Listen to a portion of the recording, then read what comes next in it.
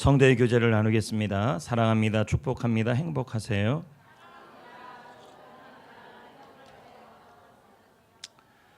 네, 성도 여러분, 우리 모두에게는 이름이 있습니다. 이름은 세상에 태어나면서 제일 먼저 선물로 주어지고 있습니다.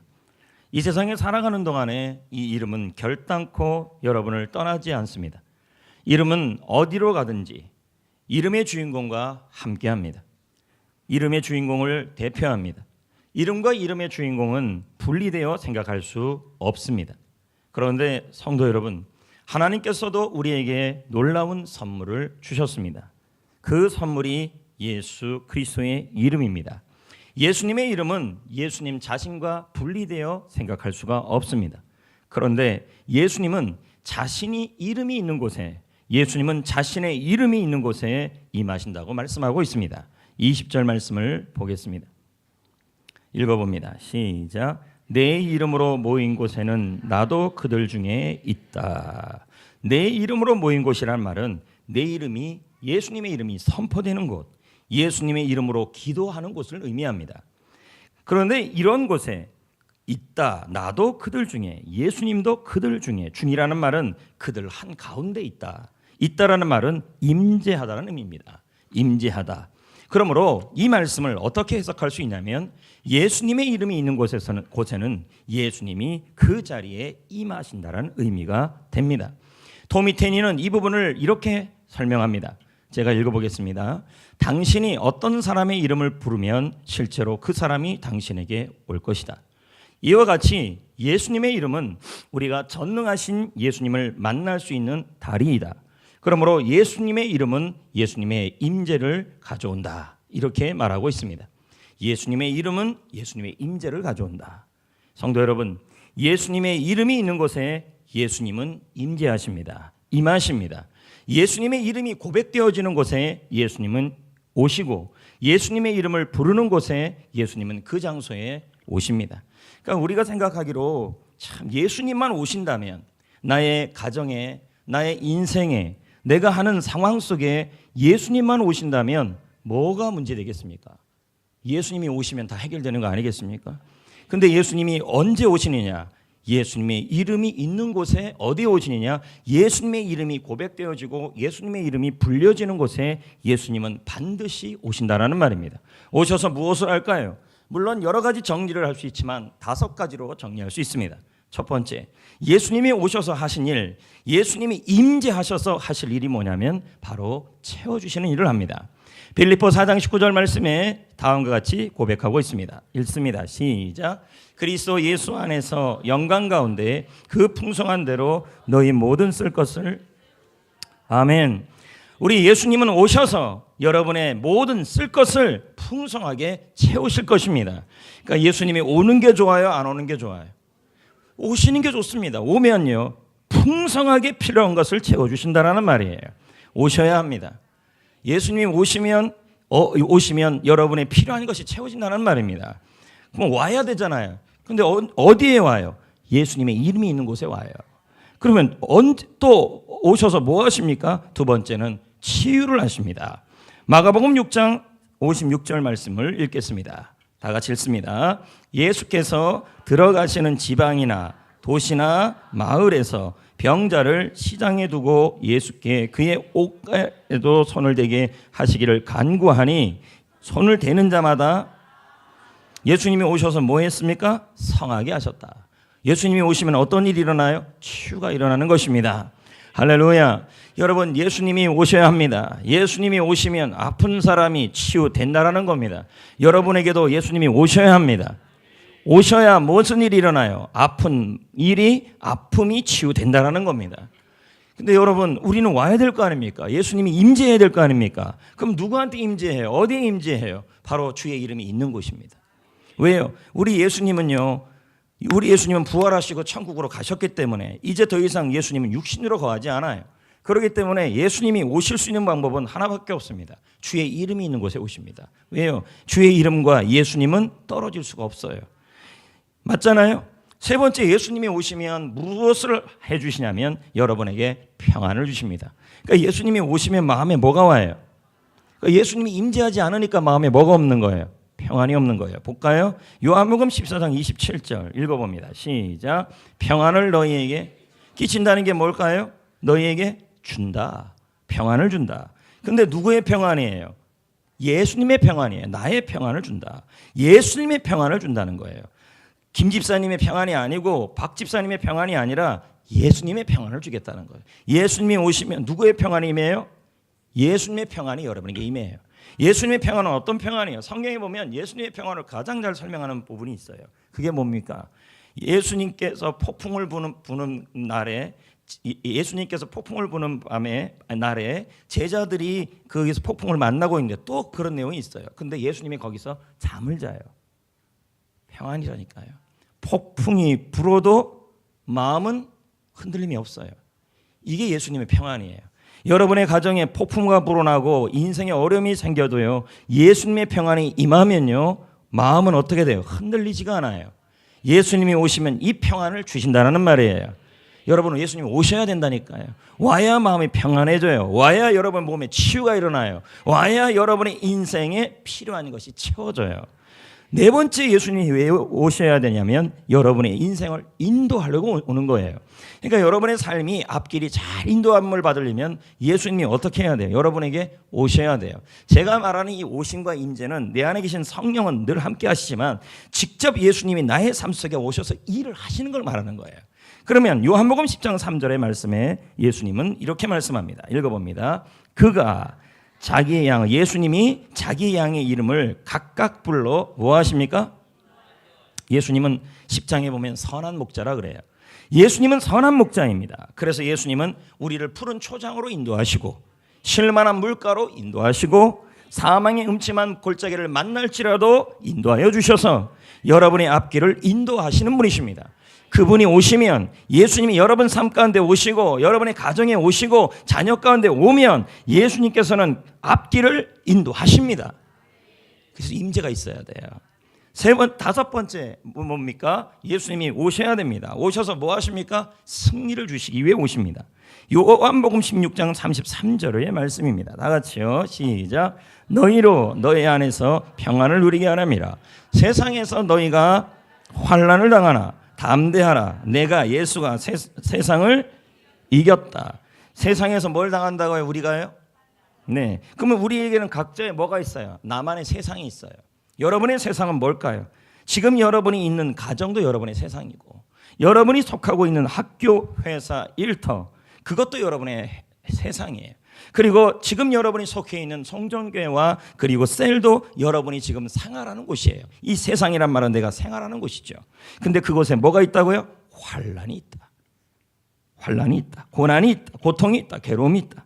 근데 예수님은 뭐라 그래요? 세상에 있는 환난을 이겼다. 괴로움을 이겼다. 고통을 이겼다. 그러면 예수님이 오셔야 돼요. 오셔서 뭐예요? 승리를 주실 거예요.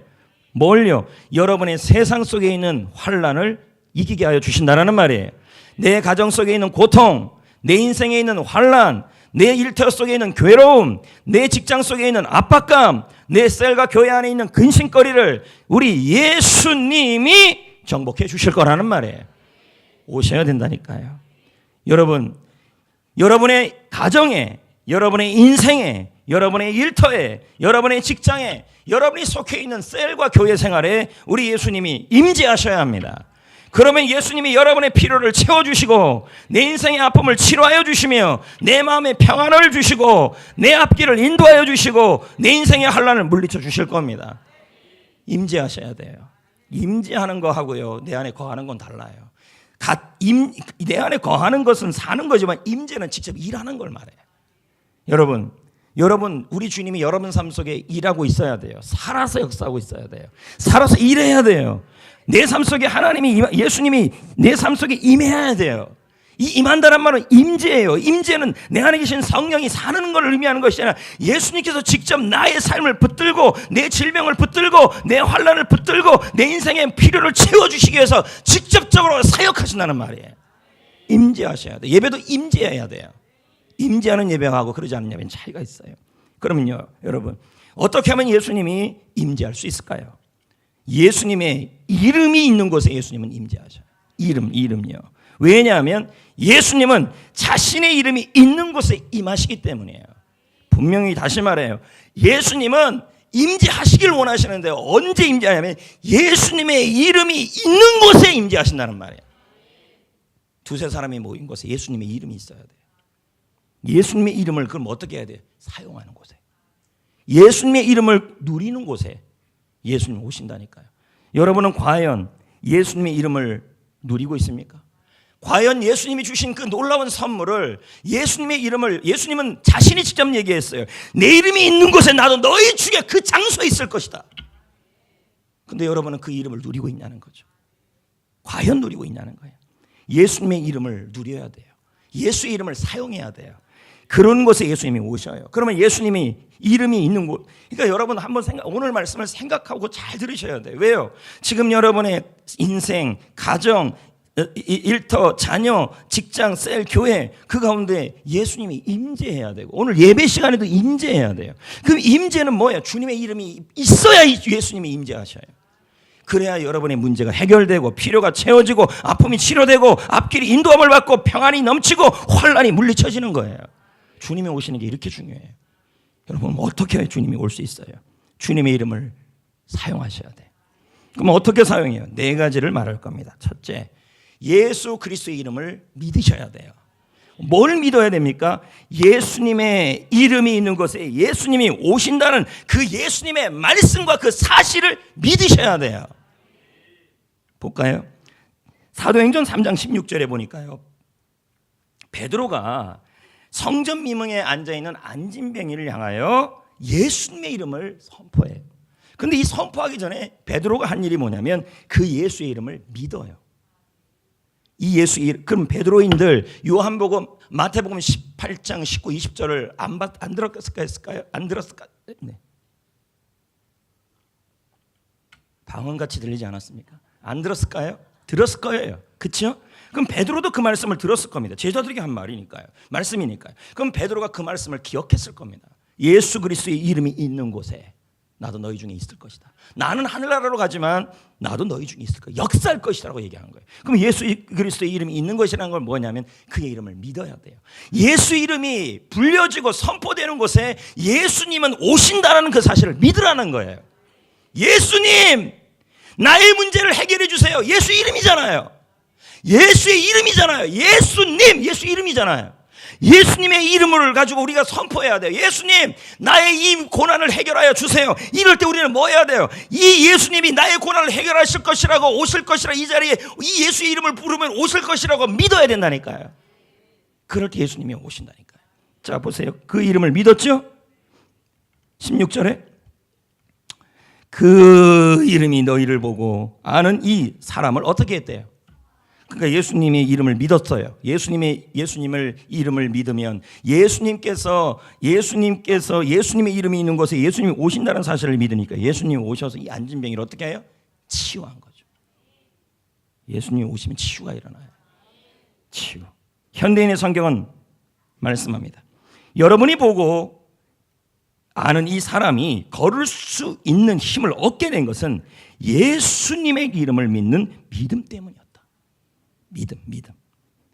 도대체 뭘 믿으라는 거예요? 제가 계속 얘기하잖아요.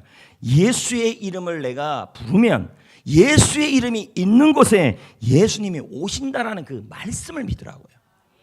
여러분이 주여! 주님의 이름이잖아요. 예수님! 부르잖아요. 그 예수의 이름을 내가 부를 때 예수님이 온다는 것을 믿으라는 거예요. 도미테니 목사는 그의 책에서 말합니다. 예수님의 이름은 그분의 임재를 가져온다. 여러분, 임재하고요, 임재하고요, 이 안에 성령님이 사는 거하고는 달라요. 성령님이 내 안에 살아서 성령 충만하게 해서 주님을 닮도록 하는 거하고 예수님이 직접 오서 사역하는 건 달라요. 사역을 해야 돼요. 예수님의 이름은 그분의 임재를 가져온다. 실제로 예수님이 이 땅에 계셨을 때에는 예수님의 이름을 사용할 이유가 없지요. 나왔잖아요. 필요가 없었다. 하지만 예수님이 이 땅을 떠나고 나서는 믿음을 통해, 믿음이라고 나와요. 믿음을 통해 예수님의 임재를 경험하게 된다. 그럼 그 믿음이 뭐예요? 예수님의 이름이 있는 곳에 예수님이 임하신다. 이걸 믿으라고요. 믿기만 하라는 거예요. 할렐루야. 다시 말씀드립니다. 여러분, 얼마나 예수님 이름 많이 불러요. 주여 주여. 또 예수 이름으로 얼마나 많은 축복을 해요. 그러나 그게 주문이 돼서는 안 된다는 거예요. 그걸 선포하고 그걸 말하고 그걸 기도할 때 어떻게 해야 돼요? 예수 이름을 부를 때요, 그 예수님의 이름을 부르면 예수님이 이 자리에 임하신다는 사실을, 그 자리에 오신다는 사실을 어떻게 하라고요? 믿으라고요. 그걸 믿을 때 주께서 일하신다는 거예요. 오신다는 거예요. 근데 이것뿐만이 아니에요. 이건 너무 놀라운 이름이에요. 예수님의 이름은. 왜? 예수님의 이름을 부르면 예수님이 오셔서 5가지 일을 한다고 제가 필요를 채워준다, 치유하신다, 또 뭐였어요? 평안을 주신다, 인도하신다, 승리를 주신다. 그러니까 여러분, 인도가 필요할 때 어떻게 하면 돼요? 예수님, 내 앞길을 인도해 주세요 라고 하면 어떻게 해요? 믿어야죠. 그럼 예수님 오셔서 일하시겠죠. 그럼 이제 어떻게 해야 될까요? 예수의 이름을 믿기만 하면 안 돼요. 어떻게 해야 돼요? 예수의 이름을 불러야 돼, 이제는요. 자, 사도행전 3장 6절 읽어보겠어요. 시작. 자, 누구의 이름을 부르고 있어요? 예수 그리스도의 이름으로 일어나 걸어라 말하고 선포하고. 맞아요? 믿고 선포한 거죠. 그랬더니 3장 7절 8절에 어떤 일이 일어나요? 발목에 힘이 없고 뛰어서서 걸었다. 누가요? 안진병이가. 베드로가 일으킨 거예요? 아니죠. 베드로가 예수 그리스도 이름을 선포하니까 예수님께서 임하신 거죠. 영으로 임하신 거죠. 오셔서 뭐 한 거예요? 베드로의 일을 치유하신 거죠. 여러분 한번 봅시다. 여기 한번 보세요. 홀로 된 할머니가 밤이면 잠이 오지 않았어요. 가슴이 답답해요. 그래서 병원에 갔더니 의사 선생님이 처방을 내렸어요. 산에 올라가서 신선한 공기를 마시래요. 그런 다음에 크게 야호를 외치래요. 그러면 조금 뻥 뚫릴 거래요. 그래서 할머니가 산에 올라갔어요. 올라가서 야호를 외치려고 그랬더니 쑥스러운 거예요. 그래서 어떻게 했냐 그랬더니 손자의 이름을 부르면 덜 쑥스러운 것 같았어요. 그래서 야호 대신에 철수야 철수야 철수야 이렇게 불렀어요. 이름을 불렀어요. 잠시 후에 사방에 등산객들이 몰려오기 시작한 거예요. 그리고 할머니가 물었어요. 할머니에게 물었어요. 할머니 저를 아세요? 그랬더니 알아봤더니 등산객 중에 철수라는 이름을 가진 사람들은 전부 임재한 거예요. 이름을 불렀더니 어떻게 돼요? 그 사람이 온 거예요. 지금 뭔 얘기를 하는지 잘 들어야 돼요. 이름을 불렀더니 그 사람이 임재한 거예요. 우리는 임재로 표현하, 예수님은 임재로 표현해주는 사람은 온 거예요. 그 자리에 온 거예요. 그곳에 온 거예요. 이름 부르는 곳에 온 거예요. 예수님의 이름이 있는 곳에 예수님이 오신다니까요. 예수님의 이름이 있는 곳이란 말은 예수의 이름을 부르는 곳에 예수님은 오신다니까요. 오셔서 뭐 하시는데요? 나를 위해 일하실 거라. 나의 앞날을, 나의 문제를, 나의 질병을, 나의 고통을, 나의 평안을 주로 오신다니까요. 주문처럼 부르지 마시고 예수의 이름을 부를 때 예수님이 나의 병을 치유할 문제가 있다면 예수님 이름을 부르시면 돼요. 예수님, 나의 이러한 병을 고쳐주세요. 부르셔야 돼요. 주문처럼 부르지 마시고 예수의 이름으로 나의 이 병은 고쳐질 줄 믿습니다. 이렇게 얘기하셔야 돼요. 왜요? 여러분, 사람은 못하지만 예수님은 할 수 있는 분이셔요. 이 놀라운 이름을 여러분에게 주셨는데 왜 이 이름을 사용하지 않습니까? 예? 갑자기 장세동이 나올 뻔했어요. 하여튼 유명한 사람 이름은 잘 사용할 수 있으면 얼마나 도움이 됩니까? 예수님의 이름도 마찬가지라는 거죠. 놀라운 이름이에요. 모든 이름 위에 뛰어난 이름이에요. 할렐루야. 미국의 선교사 스탠리 존스 목사님의 유명한 일화가 있습니다. 이분은 인도에서 선교를 하신 분이죠. 그분은 89세의 나이에, 거의 90세의 나이에 뇌출혈을 겪었습니다. 그래서 몸의 반이 불수가 됐습니다. 그는 이제 나이도 90세가 다 되어가니까 이 모양으로, 이 모습으로 그냥 죽음을 받아들이고 천국 가려고 했습니다. 그냥 인도에 있으려고 그랬던 거죠. 하지만 사람들이 그를 미국 보스턴에 있는 대학으로 강제 입원을 시켰습니다. 그는 치료 과정 중에서 하나님께 감동을 받기 시작했어요. 하나님, 제 나이가 89세고 90세지만 하나님이 저를 살려주셔서 몸을 회복시켜 주시고 반신불수가 회복되게 하신다면 남은 생애를 더 열심히 주를 위해 충성하겠습니다. 그 기도를 한 거예요. 그러고 나서 성경을 읽다가 감동이 온 거예요. 바로 이 말씀이죠. 주 예수 그리스도의 이름으로 선포하면 주님이 여기 오신다는 거죠. 그래서 의사와 간호사, 방문객들이 자신을 향하여 올 때마다 부탁을 했습니다. 예수님의 이름으로 불러달라고요. 그래서 이렇게 말한 거예요. 예수님의 이름으로 고쳐질 거예요. 예수의 이름으로 일어나라고 선포 좀 해달래요. 그래서 사람들이 그를 볼 때마다 말하기 시작했어요. 선교사님, 예수님이 고치실 거예요. 예수 이름이잖아요. 예수님이 낫게 할 거예요. 그 간호사나 의사나 방문객들이나 신방 오는 사람들이 이 선교사님을 바라볼 때마다 계속 선포하기 시작해요. 예수님의 이름을 불렀어요. 예수님의 이름은 예수님이잖아요. 예수님이 고칠 거예요. 예수님이 낫게 할 거예요. 예수님의 이름으로 일어날 거예요. 할렐루야. 여러분, 예수님이 임재하시면 치유가 일어나잖아요. 본인을 향해서도 외치기 시작했어요. 예수님이 나를 고칩니다. 여러분, 6개월 만에 불가능한 일이 가능해졌어요. 예수님이 오시니까 선교사님의 왼쪽에 있는 그 마비된 것들이 다 풀려나간 거예요. 여러분, 예수님은 자신의 이름이 있는 곳에 임재합니다. 우리는 하나님을 믿고 예수님을 믿는 분들입니다. 그렇다면 여러분, 살아계신 우리 예수님을 체험하셔야 합니다. 신앙생활을 할 때, 예수 그리스도를 믿을 때 예수님이 살아계심을 체험하셔야 하는 것입니다. 여러분의 앞길을 열어주시고 평안을 주시고 염려가 떠나가고 여러분이 속한 그 세상에 있는 그곳에서 문제가 해결되는 그 일을 경험해야 합니다. 그러려면 예수님이 오셔야 합니다. 오시려면 예수의 이름을 불러야 합니다. 예수님, 이 문제를 해결해 주세요. 예수님의 이름으로 이 문제는 해결될 줄 믿습니다. 어렵지 않아요. 예수님이라 부르시고 여러분이 넣으시면 돼요. 예수님, 이 질병을 치유하여 주옵소서. 예수의 이름으로 이 질병은 치유될 걸 믿습니다. 뭐 어려워요 이게요. 이름을 사용하시라고요. 예수 이름 앞에 하늘에 있는 것들과 땅에 있는 것들과 땅 아래에 있는 모든 것들이 무릎을 꿇을 수밖에 없어요. 놀라운 이름이에요. 예수님 이름을 부르세요. 내 앞길을 열어주세요. 예수님 내 인생을 열어주세요. 예수님 나에게 평안을 주세요. 예수 이름을 부르세요. 그래야 예수님이 오신다니까요. 믿으시면서요.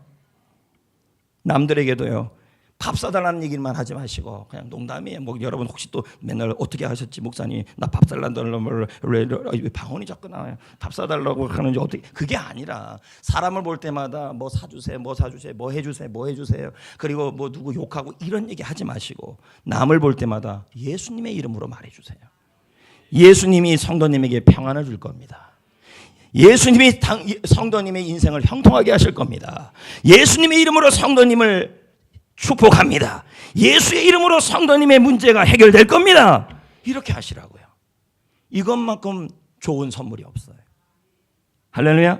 그래서 로마서 10장 13절에 말씀합니다. 볼까요? 주의 이름을 부르는 자가, 주의 이름을 선포하는 자가, 주의 이름을 말하는 자가 구원을 얻는다. 구원은 뭘까요? 건강, 평안, 보호, 건짐, 소조. 물론 죽어서 천국 가는 그 의미도 있지만 원문의 뜻을 한 절 한 절 찾아보면 이 의미가 다 들어있어요. 여러분, 예수님의 이름을 부르는 곳에 예수님이 오십니다. 너무 놀라운 일이에요. 여러분, 예수님의 이름을 부르세요. 예수의 이름으로 많이 얘기하세요. 예수의 이름으로 많은 것을 선포해 주세요. 그러면 어떻게 되는데요? 예수님이 그 자리에 오셔요.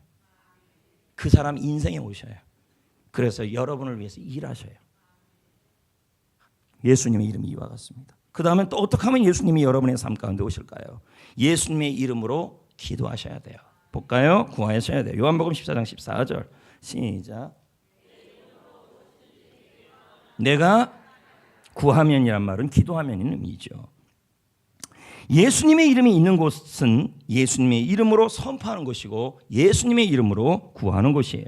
그러면 여러분이 예수님의 이름으로 구하고 기도하면 예수님은 어떻게 하신다는 말이에요? 임하신다. 오셔서 어떻게 해요? 그 구한 것을 해결하여 주신다.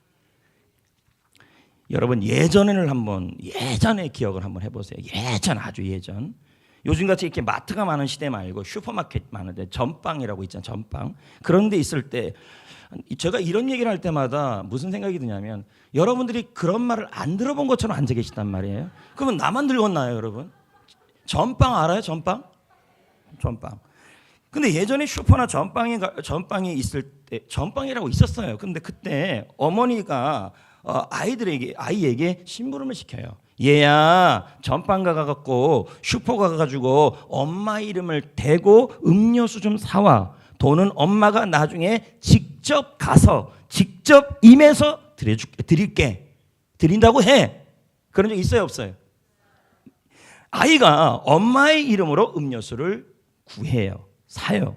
그러면 슈퍼 주인은요, 군말 없이 음료수 한 보따리를 요청한 걸 줘요. 왜 그럴까요?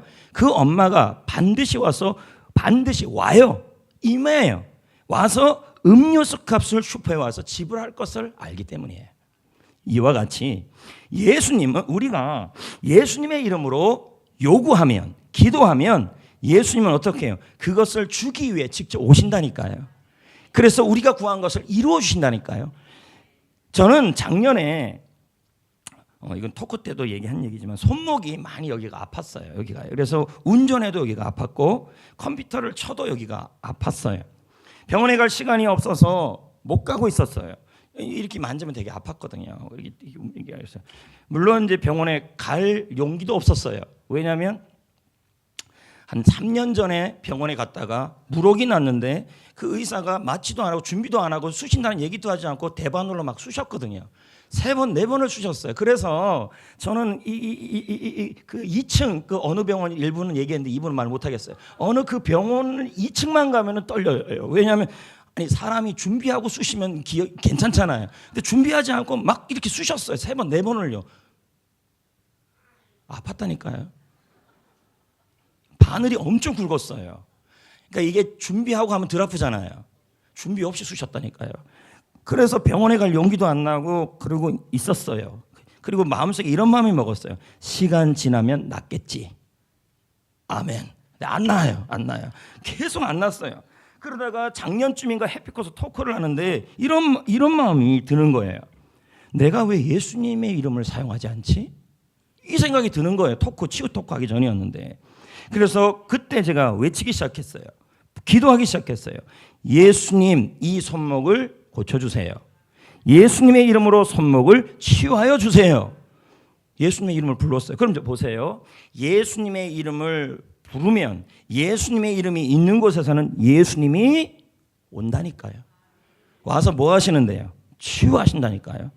그리고 이걸 만졌어요. 지금까지 통증이 없어요. 너무 아팠거든요, 이게요. 그 사람들은 터널 증후군이래요. 증후군. 그래서 이렇게 근데 지금 보세요. 아프긴 뭘 아파요. 아무렇지도 않아요. 그럼 뭐 병원 가지 말라는 얘기인가요? 그런 의미는 아니고 제 말은 그만큼 예수의 이름이 능력이 있다 이 말이에요.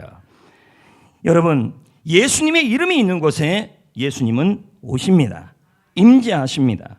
오셔서 뭐 하십니까? 여러분을 위해서 일하실 것입니다. 앞길을 인도하시고 여러분을 일으키실 것이고 평안을 줄 것입니다. 그러면 또 네 번째, 어떻게 하면 예수님이 오실까요? 예수님의 이름으로 한 목소리를 내야 돼요. 한 목소리를. 19절 20절입니다. 한번 자 봅시다. 너희 중에 시작. 너희 중에 몇 명이에요? 2사람이에요. 맞죠? 20절에는 3사람이라고 나와요. 맞아요, 안 맞아요? 그러면 2사람이 땅에서 뭐 하라 그래요? 합심이라고 나와요, 안 나와요? 합심이죠. 합심이란 말은 함께 소리를 내라는 말이에요. 그리고 무엇이든지 뭐 하래요?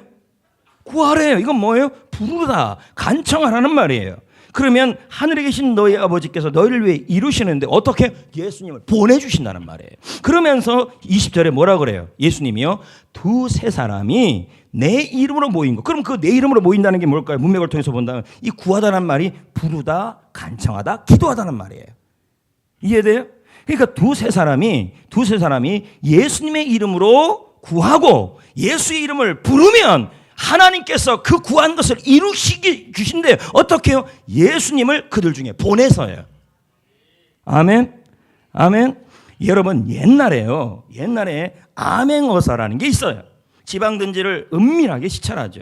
그러다가 탐관오리나 문제 있는 사람을 발견하면 이 암행어사가 등장합니다. 그럴 때 어떻게 등장합니까? 춘향전을 생각해 보세요. 한 사람이 선창을 해요.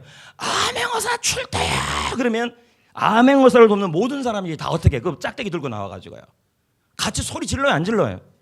한 목소리로 암행어사가 온다고 암행어사라는 그 이름을 불러요, 안 불러요? 불렀더니 어떻게 해요? 진짜 암행어사가 와요. 와서 어떻게 해요? 변학도를 끝내버리는 거잖아요. 기억나요? 지금 제가 하는 얘기를 잘 들으셔야 돼요.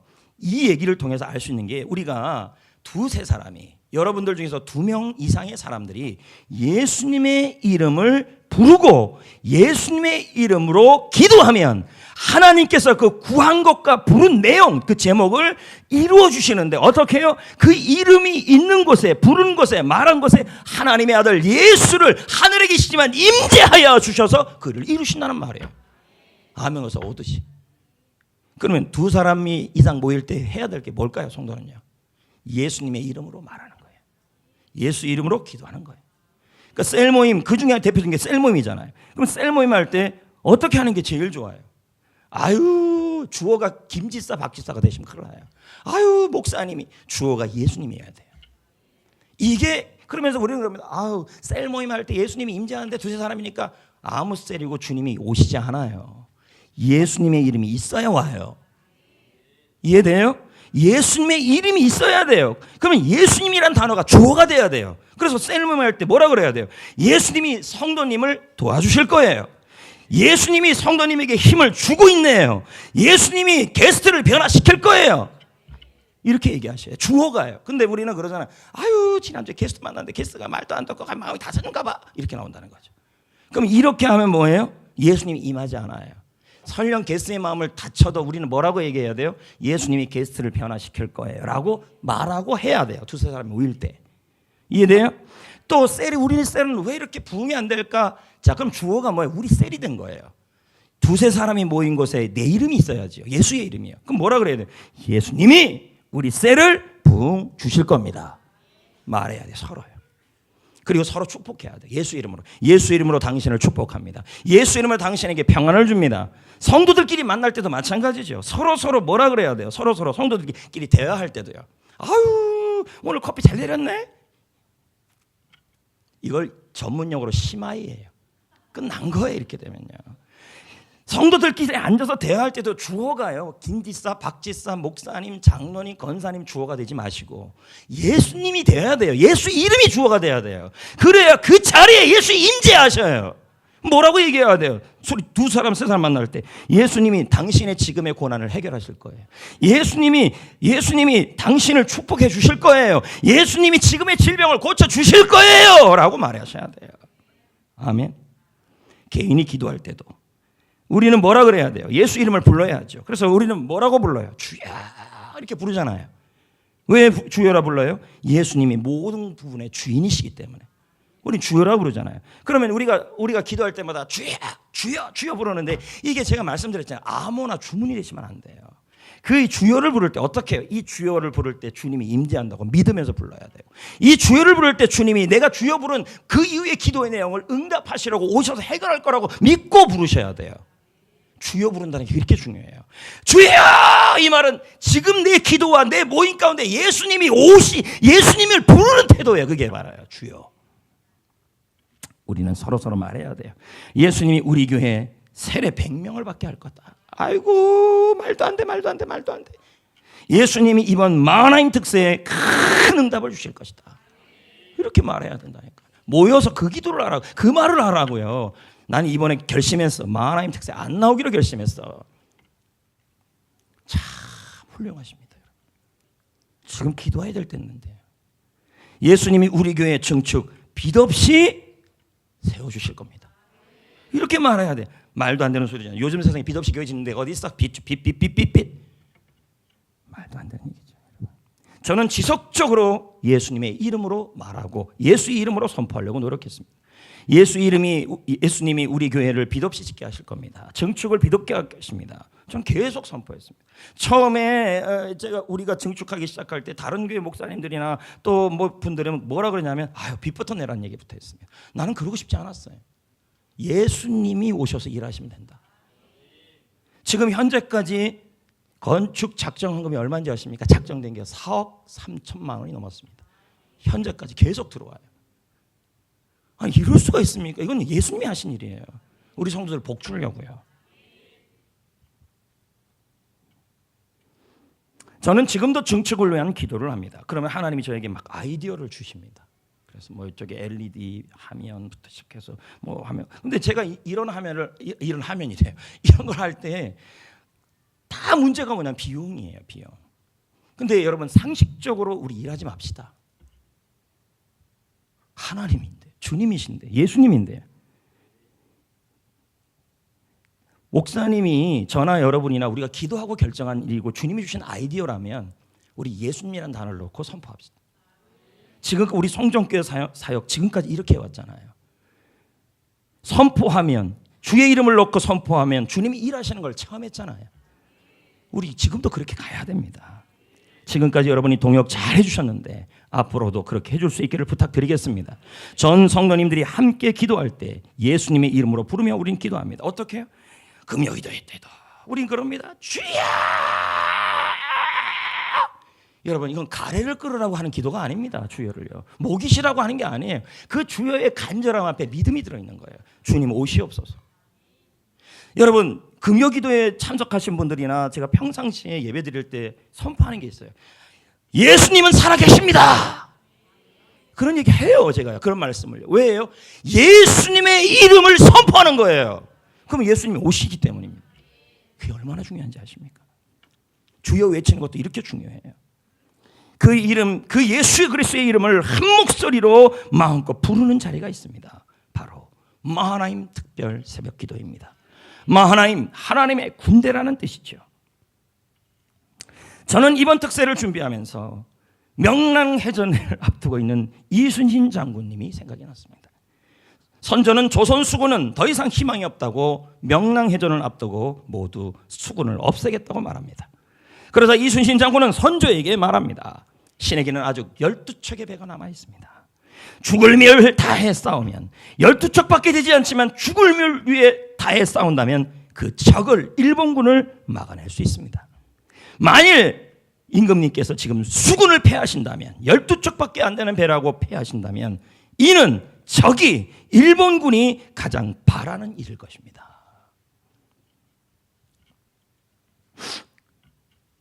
이순신 장군은 자신에게 있는 12척의 배의 힘을 믿고 끝까지 싸우겠다는 거죠. 한 목소리로. 성도 여러분, 현재 한국교회는 어떻습니까? 사단의 세력은 그 어느 때보다 극악하게 나라 전체를 삼키고 있습니다. 동성애법, 차별방지법, 이런 이름으로 교회가 설 자리가 없어지고 있습니다. 아침에도 제가 동성애 관련된 잡지를 보는데요, 이 동성애법이 통과된 나라들마다 극악무도한 그 기사들이 다 뜨고 있어요.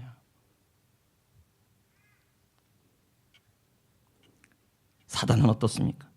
이 사탄의 세력은 그 어느 때보다도 극악하게 나라 전체를 삼키고 있는 모습이 보입니다. 이건 영적으로 보셔야죠. 사단이 성도들의, 여러분의 가정과 인생을 공격해 옵니다. 근데 여러분은 아무 개념이 없어요. 이게 영적 싸움인지를 모르고 있다는 거예요. 사단이 뭐 하고 있는데요? 제가 이 마하나임 특세를 가지고 많은 책들과 성경을 연구해 보니까 사단이 하는 일들이 명확하게 나와요. 믿음을 떨어뜨린다, 고난을 준다, 그리고 번뇌를 준다, 고민을 많이 준다, 괴롭힌다, 질병을 일으킨다. 머리가 복잡하게 만드는 것도 결국 사탄 역사라는 거죠. 그리고 사방이 어둡게 만든다, 마음을 어둡게 만든다, 그래서 절망하게 만든다. 이게 사탄이 하는 일들이라는 거죠. 저는 이번 마하나임 특세를 앞들고 간절히 하나님께 기도하고 있습니다. 하나님, 저에게는 아직 성전교회라는 배가 남아 있습니다. 죽을 힘을 다해 싸운다면 사탄을 막아낼 수 있습니다. 만약 지금 성전교회가 가만히 있는다면 사탄은, 적은 가장 바라는 일을 하고 있을 것입니다. 성도 여러분, 가정과 교회, 인생에 예수님이 오셔야 합니다. 예수님이 일하셔야 합니다. 그러기 위해서 우리는 예수 그리스도의 이름을 불러야 합니다. 여러분, 지금은 그 어느 때보다도 기도가 필요할 때입니다. 가정, 일터, 직장, 우리는 말합니다. 작년보다 경제가 더 어렵다고 그런 말만 해서는 안 됩니다. 예수 그리스도의 이름을 부르고 다시 한번 총진군을 하셔야 합니다. 영적 싸움입니다, 이건요. 특히 새벽에 하나님의 이름을 불러야 하고 예수 이름을 불러야 돼요.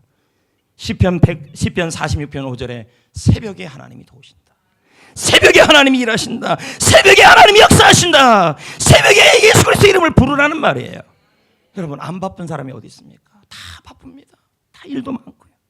그러나 적이 공격해 오는 상황이라면 바쁘고 안 바쁘고의 문제가 아니라 이거는 생존입니다. 제가 이 만화임 특세를 준비하면서 읽은 책이 이렇게 많아요. 읽으면 읽을수록 제가 느끼는 건 성경뿐만 아니라 마귀의 실체입니다. 정신 바짝 차려야 돼요. 여러분, 너무 몰라요. 100점 100패입니다. 마귀를 몰라요. 지금 이렇게 절망 가운데 살고 힘이 없고 나약하고 머리가 아프고 이 모든 증상들이 다 마귀일 수는 없지만 마귀가 한 부분을 담당하고 있다는 것도 아셔야 돼요. 그 어느 때보다 자녀와 자신과 질병과 가정과 교회와 나라를 위해 한 목소리로 주의 이름을 부를 때입니다. 최후의 전투를 앞둔 이순신처럼 이렇게 한번 말해봅시다. 하나님, 저에게는 새벽 기도 시간이 남아 있습니다. 저에게는 아직 새벽 시간이 남아 있습니다.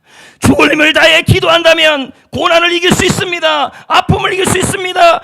삶을 이겨낼 수 있습니다. 만일 지금 내가 기도하지 않는다면 이는 사탄이 가장 바라는 일일 것입니다. 성도 여러분, 저는 이번 만화임 특세를 하나님이 너무도 기뻐한다라는 사실을 깨닫습니다. 하나님이 저에게 많은 기도와 감동을 주고 있습니다. 그러나 또 하나 느끼는 것은 사탄이 이 특세를 너무도 싫어한다는 걸 느낍니다. 왜요? 마귀를 직접적으로 건드는 특세이기 때문에. 영적 전쟁 아닙니까? 그러니 뭐합니까? 가장 사탄이 누구를 공격하냐면 저를 공격할 겁니다. 왜? 총지휘를 지금 하고 있기 때문에 준비하고 하고. 저는 이번 특세를 위해 참 많은 기도와 준비를 하고 있습니다. 연휴에도 여기 집중할 겁니다. 특세 준비를 할 겁니다. 여러분이 기도와 동역이 절실하게 필요합니다. 무엇보다도 기대감을 가지셔야 돼요. 하나님이 저를 붙잡고 일하실 것입니다. 왜요? 여러분을 위해서요. 왜요? 여러분, 저를 위한 여러분의 기도가 결국 여러분을 위한 기도가 됩니다. 왜요? 제가 은혜가 넘치고 성령의 기름 부음이 있으면 여러분에게 유익이 될 겁니다. 아멘. 아멘. 사랑하는 성도 여러분, 이번 특세 우리 주님을 감동시켜 봅시다. 하나님을 감동시켜. 저 사람 저렇게 아픈 거 하는데 나왔네. 하나님이 보고 뭐 할까요? 감동합니다. 여러분, 잘 기억하셔야 돼요. 내가 하나님을 감동시키면 하나님은 여러분의 일을 하신다니까요. 이건 명확한 일이에요. 저 사람 저 특세 나올 사람이 아니야. 몸 컨디션. 저 사람 밤늦게까지 일하는 사람인데 잠을 줄이며 나왔네. 하나님이 감동한다니까요. 요한복음 8장 29절에 뭐 합니까? 내가 하나님을 기쁘시게 했더니, 내가 하나님을 감동시켰더니 하나님이 나를 홀로 두지 않고 하나님이 나를 위해 일하셨다. 이렇게 말하고 있잖아요. 그러면서 하나님이 여러분 가정을 돌보길 바랍니까? 감동시키는 일을 좀 하십시오. 저 사람 정말 피곤한 사람인데 새벽에 나왔다. 저 사람 밤 12시, 11시, 1시에 끝나는 사람인데 하나님이 나왔다. 삶에 기도할 제목이 많고 해결해야 될 일이 많다면 하나님을 감동시켜야 된다니까요. 이번 특세 하나님을 감동시켜야 돼요. 전 교인이 참석하는 특세가 되기를 원합니다. 셀이 어떤 셀을 봤는데 셀은 전체가 다 앉아있어요. 이건 하나님이 보고 그 셀을 감동할 겁니다. 그 셀을 위해 일하겠죠. 교육부도 마찬가지예요. 안 나오면 그만, 나오는 그만. 또 우리 가족도 마찬가지예요. 저 가정은 다 나왔네. 하나님이 감동하는 가족이에요. 하나님 그냥 두시겠냐는 거죠. 그래서 이번 특세를 우리는 뭐라 부를 수 있습니까? 총진군 만화임입니다. 총진군해야 돼. 어느 교회는요, 제가 이 특세에 관련된 책을 읽었는데 100% 특세 나온대요. 장로, 안수집사, 권사님 누구나 뭐 밤 12시, 1시, 1시 끝나도요 모든 성도들이 총진군하는데 그 교회는 하나님이 감동한대요. 하나님이 그 교회를 얼마나 부어 역사하는지 몰라. 내가 어느 교회를 얘기를 안 해. 다 끌러갈까 봐요. 근데 가봐자 고통스러울걸요. 총진군인데 그 교회는 안 나오면 그냥 안 둔대. 목사님이요. 난 다 그냥 두잖아요. 지금 장로님부터요 안수 집사, 권사, 집사, 애들까지 총진군이에요. 100% 나온대요. 작은 교회가 아니에요. 진짜 대단합니다. 그게. 하나님을 감동시키니까 하나님이 그 교회를 위해서 일해요. 그 교회 사업장으로 일해요. 그 교회의 자녀들을 위해 일하더라고요.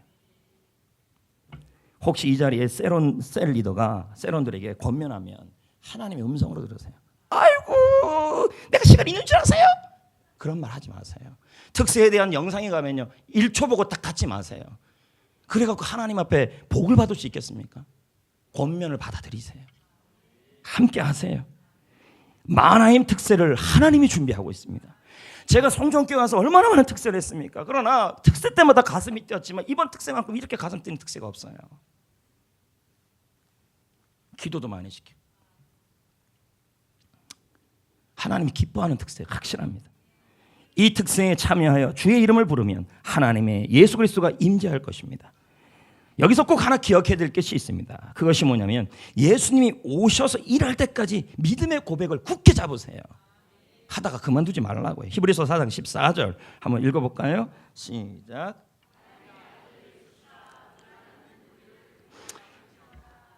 바른 성경은 해석합니다. 하나님의 아들 예수께서 임재하신다.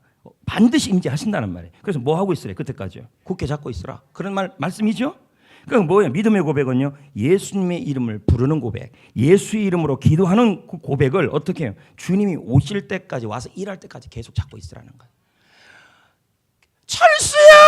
올 때까지 불러야죠. 아니에요? 안 온다고 그냥 가만히 있어요? 김 집사님! 특히 안 온다고 그냥 너버둘 거예요? 셀리더님들? 박 집사님! 올 때까지 부르세요. 예수님도 마찬가지예요. 예수님이 오실 때까지 부르셔야 돼요. 여러분, 하나님은 우리에게 놀라운 선물을 주셨습니다. 예수님의 이름이에요. 이 이름은 어떤 정도냐? 빌립보 2장 9절 10절에 말합니다. 하나님이 그를 지극히 높여서, 예수님을 모든 이름 위에, 세상에 있는 모든 이름들이 너무너무 많아요. 근데 그 이름 위에 보다 더 뛰어나게 하셨다. 마귀도 이름이고 귀신도 이름이고, 맞죠? 고난도 이름이고 환난도 이름이고 질병도 이름이고 수많은 아픔도 이름이에요. 그 이름보다 뛰어난 이름이래요. 그래서 10절에 하늘에 있는 자들이나 땅에 있는 자들이, 땅 아래 있는 자들이 모두 그 예수 이름 앞에 무릎을 꿇는다. 예수님의 이름 앞에 다 무릎 꿇을 수밖에 없다는 거죠. 이걸 여러분에게 줬대요. 선물로. 이걸 뭐라 그래요? 복음이죠. 은혜죠. 우리가 할 일은 뭐밖에 없어요? 그 이름을 찬양하는 거죠. 찬양 부르고 말씀을 마무리 짓겠습니다.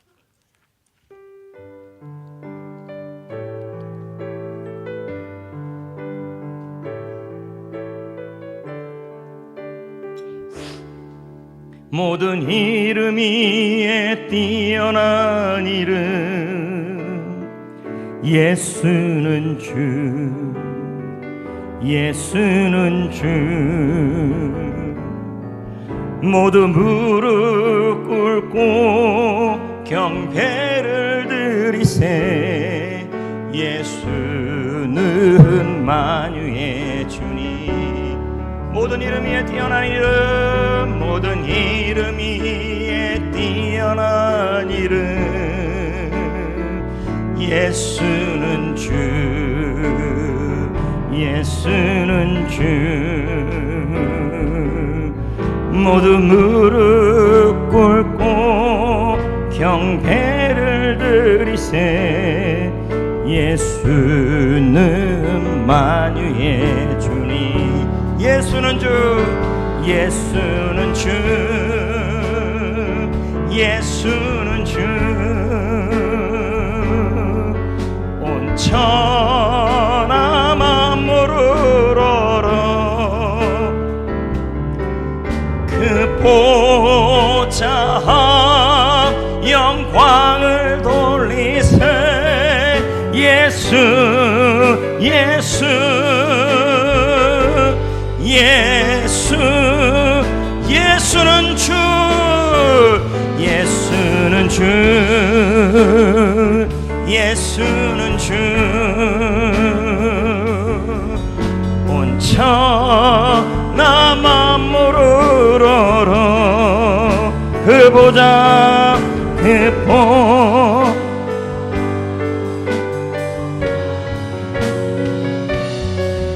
예수 예수